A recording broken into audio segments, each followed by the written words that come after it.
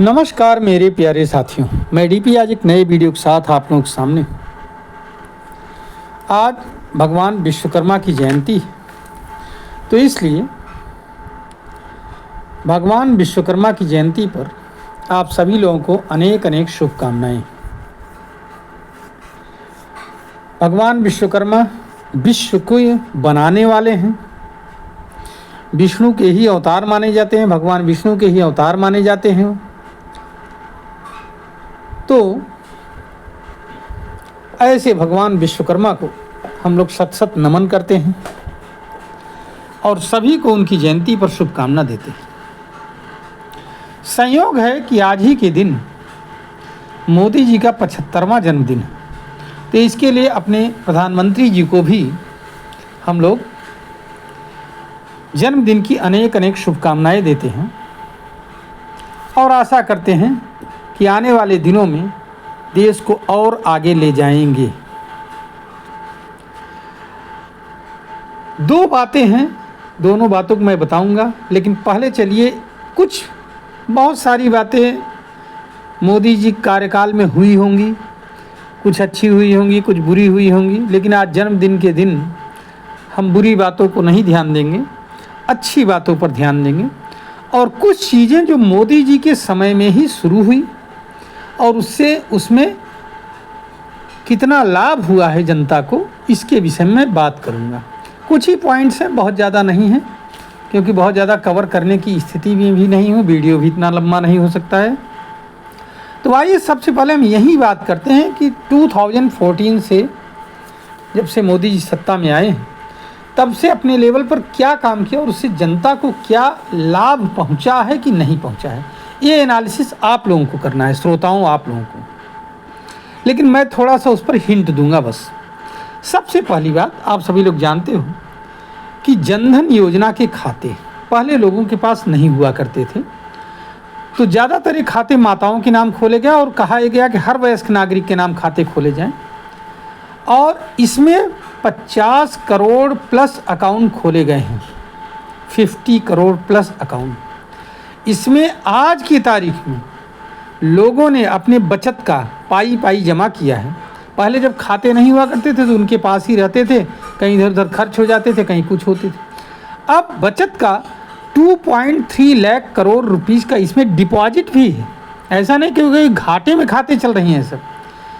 50 crore accounts खोले गए हैं, इसमें 2.3 लाख करोड़ रुपीस डिपॉजिट है, ध्यान रखिएगा। दूसरी बात, जनधन योजना डीबीटी, डायरेक्ट बेनिफिट ट्रांसफ़र की बात करते हैं, तो अब तक में पूरे देश में सरकार की 1300 स्कीम्स चल रही हैं, लगभग 1200-1300 के आसपास स्कीमें चल रही हैं। इससे 34 लाख करोड़ रुपीस का ट्रांसफ़र हुआ। और अगर सैलरी या पेपर वर्क या और दुनिया भर के फाइल वर्क को छोड़ देखा जाए तो 2.7 लाख रुपीस की सेविंग हुई है। इसमें 34 लाख करोड़ रुपीस की जो है इसमें ट्रांसफ़र हुआ है और 2.7 लाख की इसमें सेविंग भी हुई, इससे डायरेक्ट बेनिफिट ट्रांसफ़र से। नहीं, पेपर वर्क में ही इतना खर्च हो जाता था। और सबसे बड़ी बात, इसमें अगर हम 100% न माने तो कुछ तो करप्शन इसमें कम हुआ है। जिसके खाते में डायरेक्ट पहुंचा है उसने यूज़ तो किया ही है। हो सकता है किसी को थोड़ा बहुत गिफ्ट दिया हो, मैं नहीं कह रहा हूँ, हाँ, लेकिन फिर भी कुछ न कुछ तो हुआ है लाभ। ये स्थिति तो नहीं है कि 1 रुपये का केवल 19 या 20 पैसे ही जनता को मिल पा रहा है। इस स्थिति में तो अब नहीं है। जीडीपी ग्रोथ की हम बात कर लेते हैं भारत की, जो कि मोदी जी कार्यकाल की बात करें तो 2 ट्रिलियन की इकोनॉमी लेकर के शुरू किए थे। हो सकता है मैं ज़्यादा बता रहा हूँ, 4.1 ट्रिलियन की इकोनॉमी आज जस्ट डबल हो चुकी है और 5th largest economy of the world बन गया है इंडिया। ये मोदी जी की उपलब्धियों में। दूसरी बात यहाँ पर देखिए जरा सा कि इन्वेस्टमेंट की अगर हम बात करें, हाईवेज की बात करें तो हाईवेज निर्माण में 15 लाख करोड़ रुपीस का इन्वेस्टमेंट हुआ है इस समय, इस सरकार के कार्यकाल में। और इससे पहले जहाँ 91,000 किलोमीटर की सड़कें हुआ करती थी, आज वहाँ 1,46,000 किलोमीटर की सड़कें बनकर के तैयार हो गई। मतलब ये समझिए जस्ट डबल हिसाब किताब। रेलवेज 2.4 लाख करोड़ रुपीज़ का इसमें इन्वेस्टमेंट हुआ है और इसमें 40,000 किलोमीटर तो केवल इलेक्ट्रिफिकेशन का काम हुआ है। इसके अलावा तमाम मॉडर्न स्टेशंस बने हुए हैं, तमाम जो है ट्रेन चलाई गई हैं और तमाम ऐसे स्टेट्स हैं मणिपुर वगैरह पूर्वोत्तर के और जम्मू कश्मीर के जिनको रेल रूट से जोड़ा गया है। चेनाब ब्रिज वगैरह जिनका नाम कई बार पीछे वीडियो में बताया जा चुका है, वो सब बनाए गए इसी इन्वेस्टमेंट के थ्रू। तो ये एक बहुत बड़ा अचीवमेंट है हमारे इन प्राइम मिनिस्टर मोदी जी का।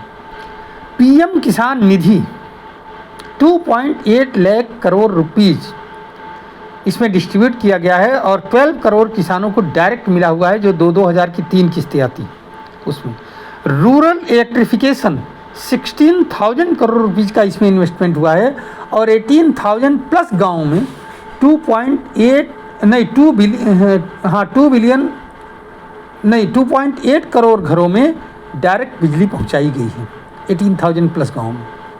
उज्ज्वला योजना आपने देखा होगा, जिसके तहत 9.6 करोड़ एलपीजी गैस कनेक्शंस बांटे गए और 12,800 करोड़ रुपीज़ का इसमें इन्वेस्टमेंट किया गया था, जिससे कि गरीबों को एलपीजी कनेक्शन मिल सके। नहीं तो कभी अगर यहीं पुरानी बात कर लें तो एलपीजी कनेक्शन अच्छे लोग लेने के लिए रोते थे, जल्दी मिलता नहीं था और मिल जाता था तो सिलेंडर के लिए 3 दिन लाइन लगानी पड़ती थी। आज कम से कम इस सरकार में सिलेंडर तो ठीक ठाक मिल ही रहा है लोगों को खाना बनाने के लिए। चलो फिलहाल ये प्रशंसा नहीं है, ये आज मोदी जी का 75वां जन्मदिन है, इसलिए उनकी जो योजनाएं हैं, जो उपलब्धियां हैं वो गिनाई जा रही हैं। आप सभी लोग भी इसमें प्रसन्न रहिए और खुश रहिए। House for all housing scheme 3.5 lakh crore rupees का इन्वेस्टमेंट हुआ और इसमें 4 करोड़ घर बने हुए हैं, ध्यान रखिएगा। और अगर एक घर में औसतन 4 लोग रह रहे होंगे तो 16 करोड़ लोग रह रहे हैं अब इसमें, ध्यान रखिएगा। आप समझिए बहुत बड़ी योजना है। बहुत सारे ऐसे कंट्री हैं जिनकी पॉपुलेशन 16 करोड़ नहीं होगी, अर्थात अगर देखा जाए तो कई देश बस गए इसमें। स्वच्छ भारत, आज गांव में ये चीज़ तो नहीं ही है, आप लोग देख रहे होंगे 2 चीज़ों की, कि एक तो हर घर में लैट्रिन है और दूसरा सभी के पास कम से कम एक कमरा ही सही लेकिन पक्का मकान है। ये बात अलग है, उसके आगे वो लोग छपरा छाए हुए हैं। मैं देखता हूँ, मैं तो गांव में जाता रहता हूँ, सर्वे करता हूँ, देखता हूँ, तो इसलिए जो है यहाँ पर आप वो नहीं कर सकते हो, मतलब कोई इसमें गड़बड़ी नहीं है। थोड़ा बहुत इधर उधर हो सकता है, मैं नहीं कर रहा हूँ, लेकिन फिर भी सही है, एक अच्छे अनुपात में चला है। और दूसरा, स्वच्छ भारत मिशन के तहत 11 करोड़ टॉयलेट जो बना करके दिए गए हैं, इसमें 100 बिलियन हेल्थ सेविंग हुई है, बिलियन रुपीज़ की हेल्थ सेविंग हुई है, ध्यान रखिएगा, हेल्थ सेविंग हुई है इसमें। मतलब इससे पहले बीमार होने का रेट छोटी छोटी बीमारियों से डेथ रेट बहुत ज़्यादा थी। डिफेंस एक्सपोर्ट बहुत इंपॉर्टेंट चीज़ है, एक्सपोर्ट की बात हो रही है, इंपोर्ट की बात नहीं हो रही, ध्यान रखिएगा। इस 1500 करोड़ से बढ़ा करके 21,000 करोड़ रुपीज़ किया गया। पहले हम क्या एक्सपोर्ट करते थे? गोलियाँ, बुलेट्स, बस, इससे ज़्यादा हमारा एक्सपोर्ट डिफेंस में कुछ नहीं था। अब हम मिसाइलें भी एक्सपोर्ट कर रहे हैं और 100+ कंट्रीज इसमें शामिल हैं। पहले एक्सपोर्ट मेजर किसको जाता था? यूएसए को जाता था और यूके को जाता था, फ्रांस को जाता था, जर्मनी को जाता था, बस एक निश्चित साइज़ की हम लोग बुलेट बना करके भेजते थे और कुछ छोटे मोटे माउजर वगैरह, बाकी और कुछ नहीं। अब हम लोग मेजर एक्सपोर्ट कर रहे हैं। बॉर्डर इंफ्रास्ट्रक्चर, BRO के थ्रू, बॉर्डर रोड ऑर्गेनाइजेशन के थ्रू बॉर्डर पर सड़कें बनाई जाना, 1.5 लाख करोड़ का इसमें इन्वेस्टमेंट हुआ है। इसमें 60,000 किलोमीटर की सड़कें बॉर्डर बनाई गई हैं और 90 ब्रिजेज बनाए गए हैं, 6 टनल्स बनाए गए हैं बॉर्डर स्टेट्स में। इससे बॉर्डर स्टेट्स का डेवलपमेंट हुआ है। इससे पहले ऐसा माना जाता था, सरकारों ने मात्र इसीलिए चाइना बॉर्डर वगैरह पर डेवलपमेंट नहीं किया कि कहीं ऐसा ना हो चाइना घुस आए, जबकि इस सरकार ने निडर होकर के इस पर काम किया। FDI foreign direct investment $596 billion, इसमें से 2021-22 में तो 82.68 बिलियन डॉलर का जो है रिकॉर्ड 82.6 बिलियन डॉलर का रिकॉर्ड इन्वेस्टमेंट हुआ, हालांकि बहुत कम है। ग्रीन एनर्जी पर सोलर पावर आप लोग देख रहे हो, घर घर में लगा हुआ है लगभग, नहीं कुछ तो एक सोलर प्लेट रख करके बैटरी ही चार्ज कर रहे हैं, छोटा मोटा पंखा लोग चला रहे हैं, गरीब लोग गांव के या छोटे मोटे दुकानदार वगैरह।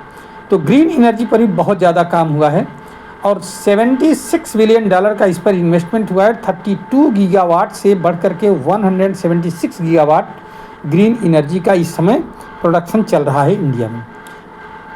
इसके अलावा यूपीआई ट्रांजैक्शन की बात भी कर लेते हैं। तो यूपीआई ट्रांजैक्शन में 17 लाख करोड़ रुपीज़ मंथली का जो है ट्रांजैक्शन हो रहा है। 10 बिलियन प्लस लोग इसमें ट्रांजैक्शन कर रहे हैं। और सबसे बड़ी बात, ये तो रहे उपलब्धियों की बात, लेकिन ये इस उपलब्धियों में एक टैग और जुड़ जाता है साथियों, आप लोग इसको सुनिएगा ज़रूर, कि ऑपरेशन सिंदूर की सफलता, यह बात मैं नहीं कह रहा हूँ, यह बात मोहम्मद इलियास कश्मीरी, जैश ए मोहम्मद का आतंकवादी, पाकिस्तानी आतंकवादी कह रहा है। इसकी वीडियो को आप लोग सुनना। ये कह रहा है, एक जलसे में कह रहा है कि हिंदुस्तान ने मौलाना मसूद अजहर के परिवार को रेजा रेजा कर दिया, मतलब नष्ट कर दिया, सभी को मार दिया। और यहाँ पर जो है इसका मतलब हुआ दे वर कट इनटू पीसेस, ठीक है। और मौलाना मसूद अजहर का परिवार नष्ट हो गया। ये बहुत बड़ा आतंकवादी था जिसे छोड़ा गया था IC 814 कौन सा विमान हाईजैकिंग केस में कंधार में, ठीक है। और ये बहुत बड़ा तोहफा है मोदी जी के लिए कि उनके 75वें जन्मदिन पर कि आतंकवादी अपने मुंह से स्वीकार कर रहा है पाकिस्तान में जलसे में वो भी। हालांकि हमारा ये मानना है, ऐसा मानना है कि मौलाना मसूद अजहर अभी जो है बहुत घायल अवस्था में अस्पताल में है, लेकिन मेरा व्यक्तिगत ये मानना है कि Maulana Masood Azhar operation Balakot air strike के दौरान 26 फरवरी 2019 के दौरान ही या तो मारा गया है या इतना घायल हुआ है कि उठ नहीं पा रहा है, क्योंकि 2019 के बाद से उसका कोई व्यक्तिगत वीडियो रिलीज़ नहीं हुआ है साथियों, केवल 3 ऑडियो रिलीज हुए हैं। तो आप अंदाज़ लगा सकते हैं। अब यह सब बातें एक बार पुनः क्या नाम है, मोदी जी को उनके 75वें जन्मदिन पर बधाई। भगवान से प्रार्थना कि वो लंबे समय तक कार्य करते रहें, देश को ऊंचाइयों पर ले जाएं और ऊंचाइयों पर ले जाएं अपने इसी तरह से। और भगवान विश्वकर्मा को एक बार पुनः उनकी जयंती पर आप सभी लोगों को शुभकामनाएं और बधाइयाँ। धन्यवाद, नमस्कार, जय हिंद, जय भारत, वंदे मातरम। आप लोग इस वीडियो पर कैसा सोचते हैं, अपना ओपिनियन ज़रूर लिखिएगा। हो सकता है कुछ निगेटिव बातें भी हों, लेकिन आज जन्मदिन के मौके पर निगेटिव बात मैं नहीं करना चाहता था, इसलिए एक बार पुनः आप सभी को बहुत बहुत धन्यवाद और बधाई। नमस्कार।